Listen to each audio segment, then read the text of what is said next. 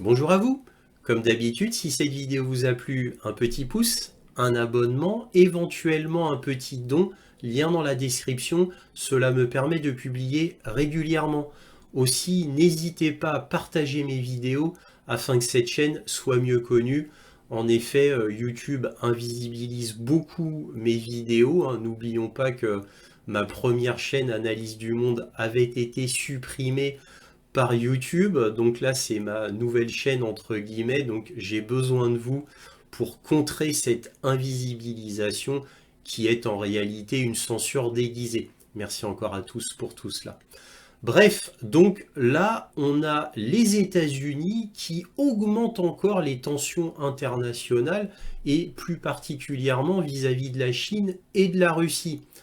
Donc ça monte crescendo. On aurait pu croire que Trump allait s'arrêter à son dernier ultimatum envers la Russie de 50 jours après 100% de taxes douanières si la Russie ne fait pas un cessez-le-feu avec l'Ukraine.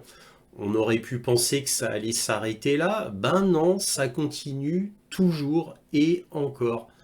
Donc là, aux dernières nouvelles, on a Pete Hegseth qui a annoncé au 18 juillet un exercice militaire très important concernant le canal du Panama afin de contrer la menace chinoise.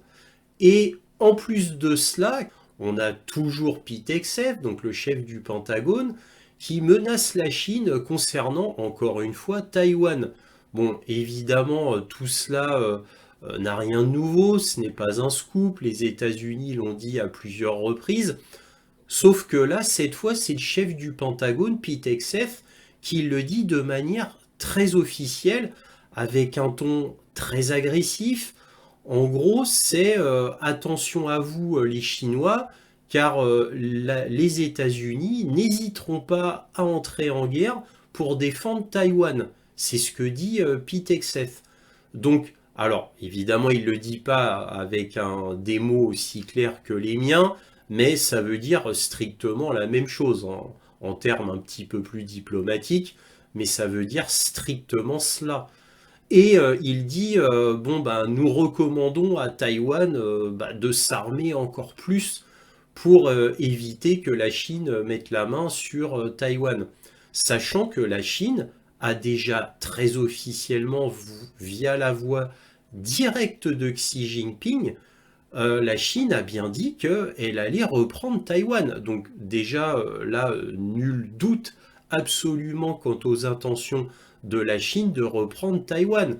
Donc ça veut dire, si l'on suit les propos de Pete Hegseth, ça veut dire qu'il y aura un conflit obligatoire, inévitable, entre les États-Unis et la Chine. Et si vous me suivez assidûment, ou tout du moins régulièrement, n'oublions pas que je vous ai averti à plusieurs reprises, et c'était dans le New York Times, un haut responsable du Pentagone a dit qu'il y aurait une guerre avec la Chine, d'après lui, ça n'engage que lui bien évidemment, fin 2025 ou en 2026. C'est ce que prévoit le Pentagone, et ça a été dit publiquement. Ne l'oublions pas, et je vous l'ai souligné, dit à maintes reprises. Et là, on a Pete Hegseth donc, qui surenchérit. Donc tout ça est de très très très mauvais augure. Donc évidemment, il y a la Chine qui fait des exercices de plus en plus énormes autour de Taïwan. On a en plus la Chine qui dernièrement a fait un exercice très important naval avec la Russie dans la mer du Japon. Donc évidemment, les Japonais, ils n'étaient pas contents, mais c'est un exercice qui n'a pas duré longtemps, donc ça a été, on va dire. Mais bon, ce sont plein de petits signes quand même qui commencent à s'accumuler. Et concernant cette éventuelle guerre avec les États-Unis, n'oublions pas Kim Jong-un qui a révélé son appui total, son soutien total à la Chine. Donc vous vous doutez bien qu'en plus de cela, vu tous les exercices qu'il y a eu précédemment navals avec la Russie, car il y en a eu plusieurs hein, En 2 ans, il y en a eu 4 ou 5, je crois, de petite importance, mais ils étaient bien là. Donc, ajouter à tout cela ces signes de coopération avec la Russie, bien entendu, c'est quasiment intrinsèque avec la Corée du Nord. Bah, vous vous doutez bien que s'il y a une véritable guerre entre les États-Unis et la Chine, il semble relativement inconcevable que la Corée du Nord et la Russie n'interviennent pas pour aider la Chine. Alors bon, la Corée du Nord, on ne sait pas, peut-être qu'elle interviendra directement et attaquera avec des missiles, des drones, des navires, des sous-marins. Ça, c'est bien possible concernant la Corée du Nord, à minima au niveau logistique, munitions, etc. Mais je le répète encore une fois, il est fort possible que la Corée du Nord intervienne directement. Maintenant, quant à la Russie, à minima, la Russie aidera au niveau logistique militaire à fond. La Chine, ça me paraît le minimum. Éventuellement, bien que je n'y crois pas vraiment, une attaque directe de la Russie envers les États-Unis. Mais ça, je n'y crois pas vraiment. Mais en tous les cas, une aide logistique claire et nette. Ça, ça me semble certain. Donc, aide au niveau du renseignement, aide au niveau des munitions, des missiles, peut-être même des drones, on ne sait pas. Et un autre joueur dans cette guerre qui pourra intervenir, c'est l'Iran. Pareillement au niveau logistique, au niveau des drones et des missiles. N'oublions pas que le premier client de l'Iran, de loin le plus important, c'est la Chine. Et la Chine a toujours donné des signes diplomatiques favorables à l'Iran. Bah, l'Iran pourrait retourner la faveur, bien évidemment, surtout que ça ferait bien voir l'Iran aux yeux de la Chine s'il y avait une aide de l'Iran très concrète au niveau logistique.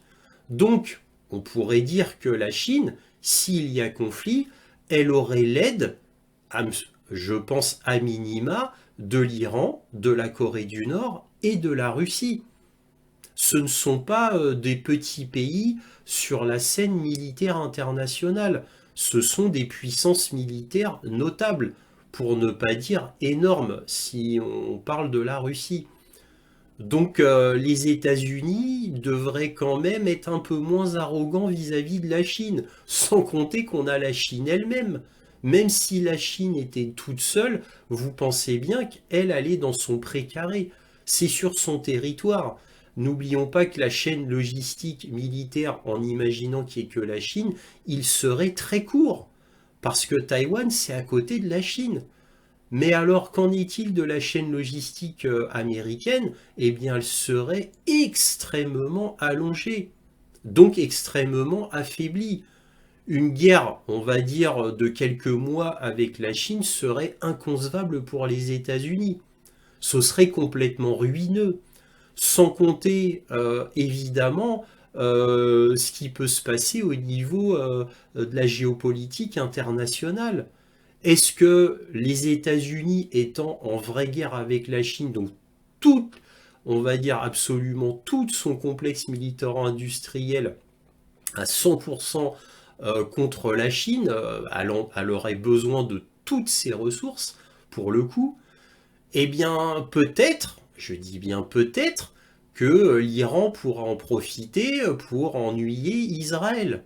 Peut-être que le Hamas, le Hezbollah, les Houthis pourront en profiter eux aussi pour ennuyer Israël, si vous voyez ce que je veux dire.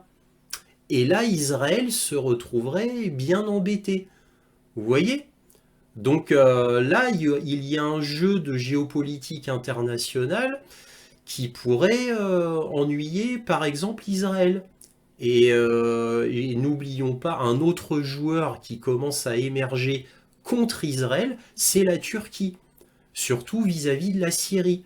La Turquie n'est pas du tout contente envers Israël concernant la Syrie, car la Syrie, normalement, c'est le précaré, on va dire, d'une puissance étrangère turque. Les Turcs voient la Syrie comme leur précaré.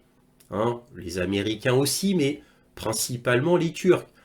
Al-Shara, hein, qu'on appelait Jolani avant, hein, ce terroriste international a été mis en place avec la supervision, l'accord, la logistique, l'armement turc.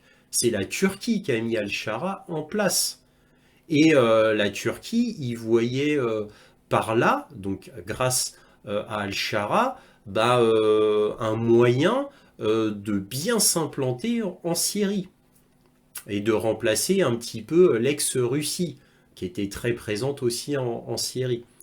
Et donc là, ces plans d'empire turc, hein, je plaisante en disant ça, mais ces plans, on va dire, de conquête turque, sont quand même bien diminués à cause d'Israël en Syrie, qui ne cesse de grignoter du terrain et peut-être même aller au-delà du plateau du Golan. D'ailleurs, ce qui est déjà être en train d'être fait par Israël. Et n'oublions pas que la Turquie est très bruyante, très hurlante contre Israël aussi pour ce qui se passe à Gaza.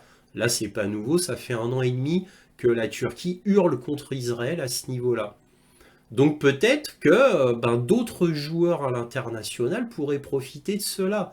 Est-ce que les États-Unis s'en rendent compte si jamais ils franchissent le Rubicon pour s'attaquer à la Chine? Là, on parle de la Chine, une énorme puissance militaire. Ou alors, est-ce du bluff? Bref, est-ce un coup à la Trump classique? C'est-à-dire menacer la Chine uniquement pour du bluff afin de décourager les Chinois?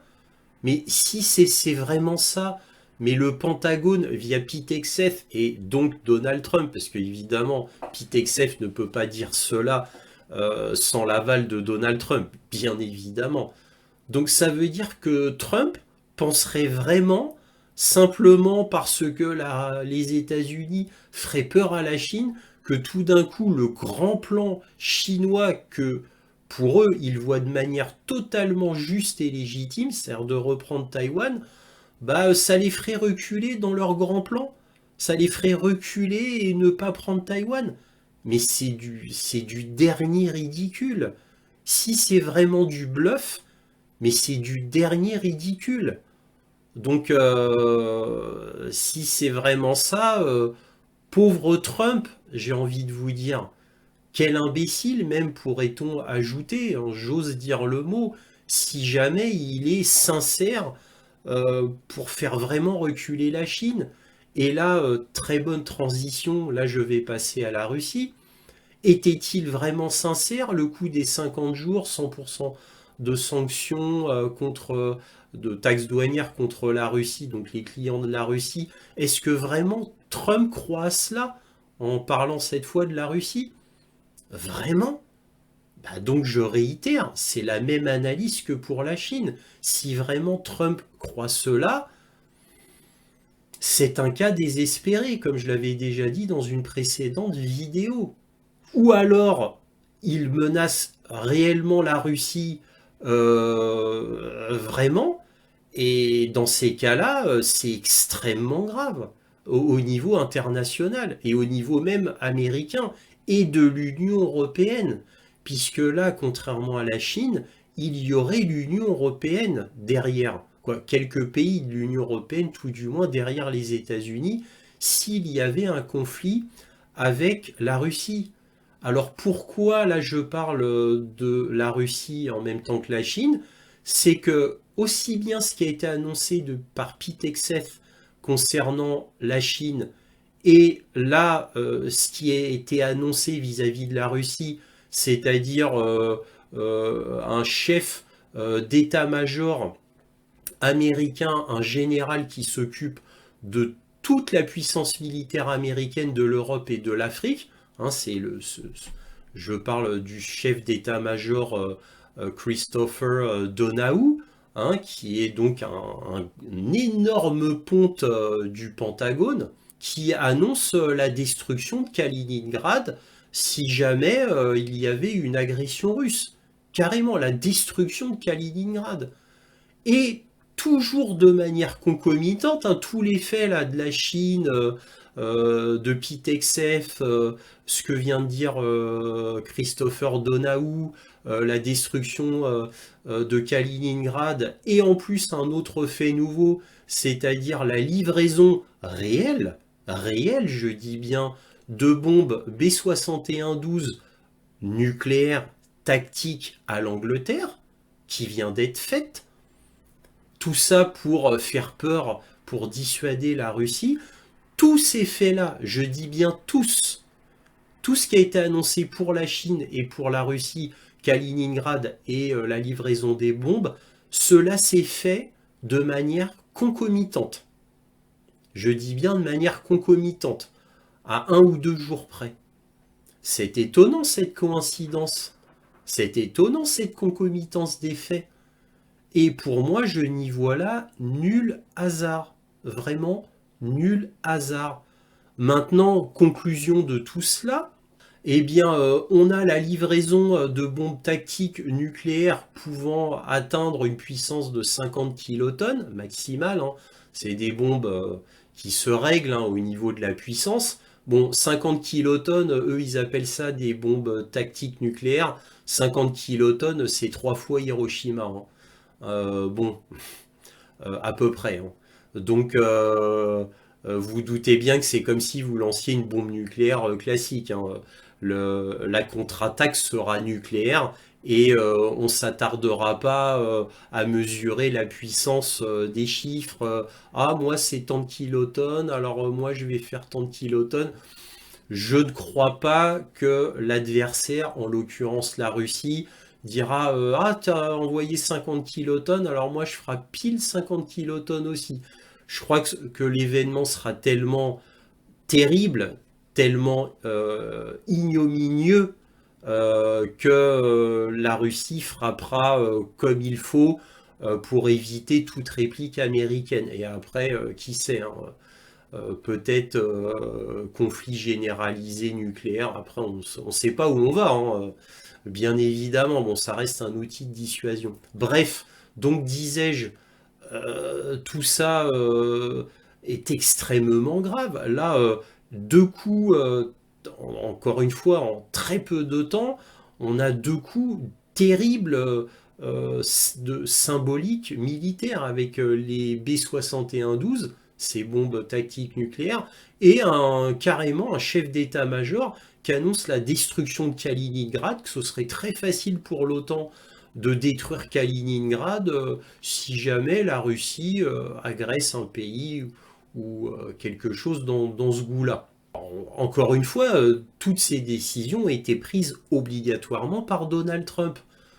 Alors, qu'est-ce que ça veut dire?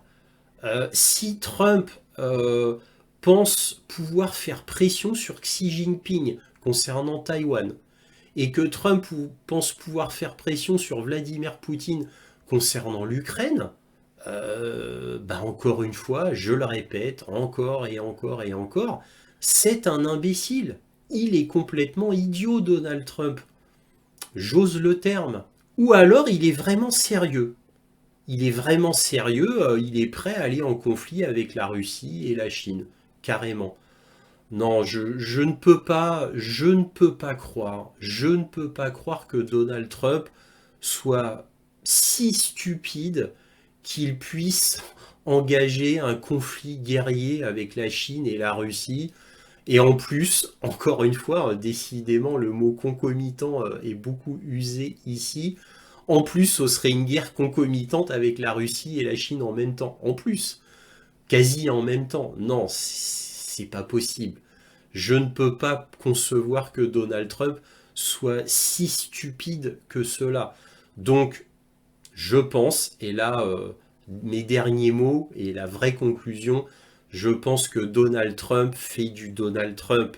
Tout ça est un énorme bluff, est un énorme bluff. Cela dit, même si c'était un énorme bluff, euh, j'espère que c'est l'option qui sort d'un chapeau numéro 3. J'espère. Eh oui, parce que si c'est vraiment du bluff, mais c'est un bluff ridicule, pour qui connaît Vladimir Poutine et Xi Jinping, ce bluff tombe à l'eau dès le début. Dès le début, c'est juste pas possible. Qui peut croire à un bluff pareil?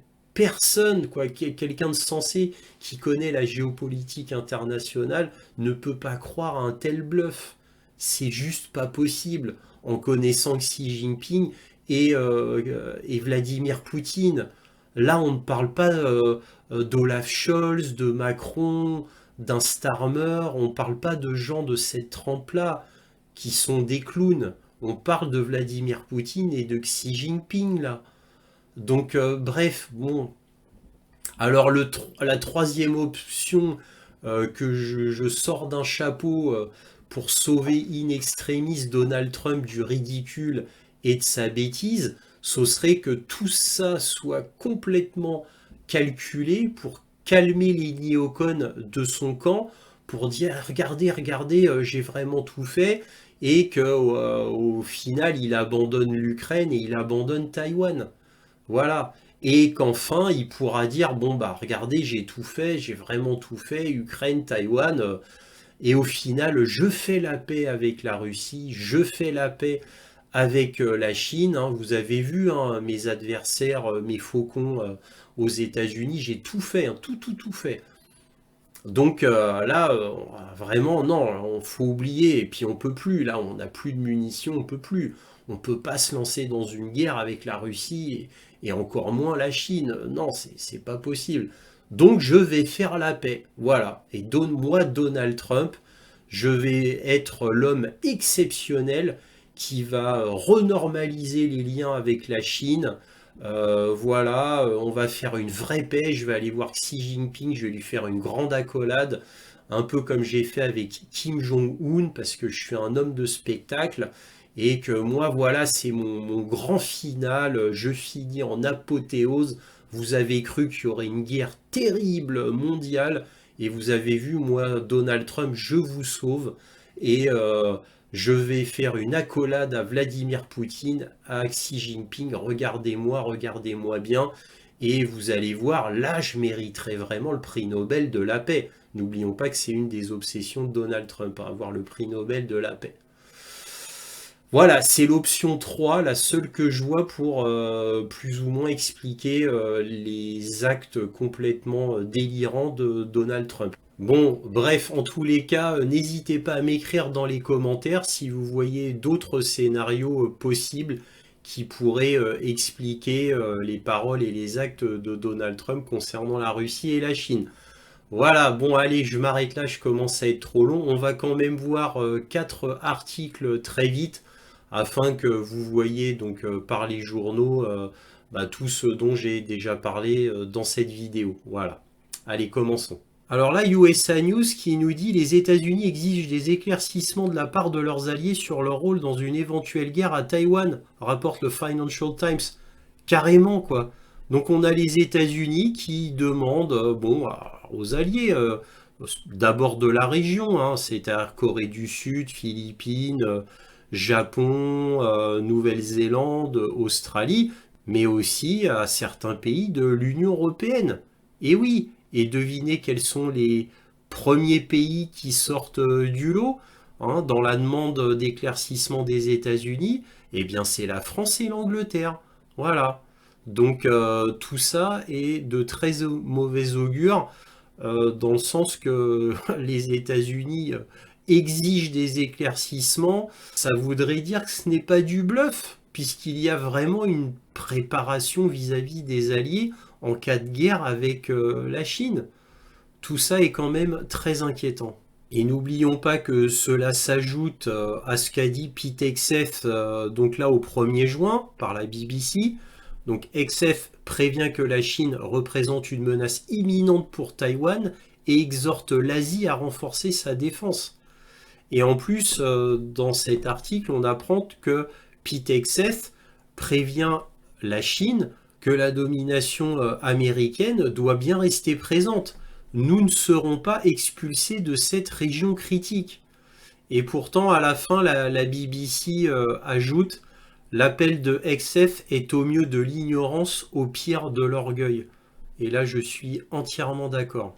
Alors ici, Newsweek nous dit au 17 juillet, l'armée américaine s'entraîne pour défendre le canal de Panama contre la menace chinoise. Donc le canal de Panama, c'est très important pour la Chine. Les États-Unis le savent bien. C'est aussi très important pour les États-Unis, bien évidemment. Et donc les États-Unis, bon, bah, comme l'avait déjà annoncé Donald Trump, ils veulent le canal de Panama rien que pour eux. Hein, c'était une des grandes annonces de Donald Trump qui avait dit je veux le canal de Panama et je veux le Groenland. C'était au moment où il avait demandé les deux choses en même temps. Bon, après, il a ajouté qu'il voulait le Canada aussi. Mais ça, c'est une autre histoire. En tous les cas, voilà, il a beaucoup de grandes demandes. Mais concernant le canal de Panama, Trump est très sérieux. Hein. La preuve, ils font un grand entraînement pour éventuellement contrer la menace chinoise. Comme si la Chine, tout d'un coup, allait envoyer des navires de guerre là-bas pour mener une éventuelle guerre, pour démarrer un conflit militaire au canal de Panama. Bon, bref, absolument n'importe quoi. Donc, évidemment, c'est un prétexte américain pour envoyer des forces militaires au canal de Panama pour s'en emparer, tout simplement. Bon, parlons le vrai, hein, faut être honnête, hein, parce au final, on en arrive à là, en réalité. Alors maintenant, côté russe, on a United 24 Media qui nous dit au 18 juillet, l'OTAN peut détruire Kaliningrad plus rapidement que jamais, affirme le général américain Donahue. Voilà, c'est lui, le général Christopher Donahue, commandant de l'armée américaine en Europe et en Afrique. Donc lui, carrément, il dit, voilà, nous, on peut détruire Kaliningrad très facilement avec l'OTAN, hein, Kaliningrad qui est entouré de l'OTAN. On peut y arriver très facilement et via l'infanterie, il précise bien. Hein. Pas via l'air ou la marine, non, via l'infanterie, il le précise bien. Hein. Et très facilement. Voilà, pour dissuader Vladimir Poutine de s'emparer de l'Europe. Voilà le ridicule, hein, on en est là. Hein. Donc, et là, vous allez voir l'autre événement concomitant qui va bien avec celui-ci. Et ici, au 20 juillet, on a des armes nucléaires américaines déployées en Angleterre pour la première fois depuis plus d'une décennie. Voilà, des bombes nucléaires à gravité B61-12. Voilà, qui peuvent atteindre, je le rappelle, 50 kilotonnes hein, quand même. Hein. Donc ça peut faire très très mal. Voilà. Donc entre le coup de Kaliningrad, qui est la Russie, hein, je le rappelle pour ceux qui ne le savent pas, c'est une exclave de la Russie. C'est la Russie, Kaliningrad. C'est strictement la même chose que frapper le territoire russe. Si jamais ça venait à l'idée à l'OTAN de frapper Kaliningrad, c'est exactement comme s'il frappait la Russie même. C'est strictement la même chose. Et d'ailleurs, le président de la sécurité russe à la Douma a bien dit qu'une attaque contre Kaliningrad serait une attaque contre la Russie et il y aurait éventuellement un protocole de réponse nucléaire face à cela. Voilà, et ça a été dit très officiellement par la Russie. Donc vous voyez l'imbécilité de ce genre de menace, déjà qui ne devrait même pas être proférée, et en plus par un chef d'état-major, hein, le chef militaire américain de l'Europe et de l'Afrique, Donahue. Donc en plus par une voix quand même très importante, très notable, et donc par Donald Trump, puisqu'évidemment il n'aurait jamais pu dire ça sans l'aval de Donald Trump. Ce qui est quand même extrêmement étonnant. Pourquoi surenchérir comme ça continuellement? Et là je parle de Donald Trump. Pourquoi fait-il ça? Vraiment, c'est incompréhensible. Mais bon, allez, je m'arrête là. Si cette vidéo vous a plu, un petit pouce, un abonnement, éventuellement un petit don, lien dans la description. Et bon voilà, allez, je m'arrête là. En tous les cas, si ça vous a plu, un petit pouce, un abonnement. N'hésitez pas à partager mes vidéos afin que cette chaîne soit mieux connue. Merci à tous pour tout cela. Et toujours, soyez curieux.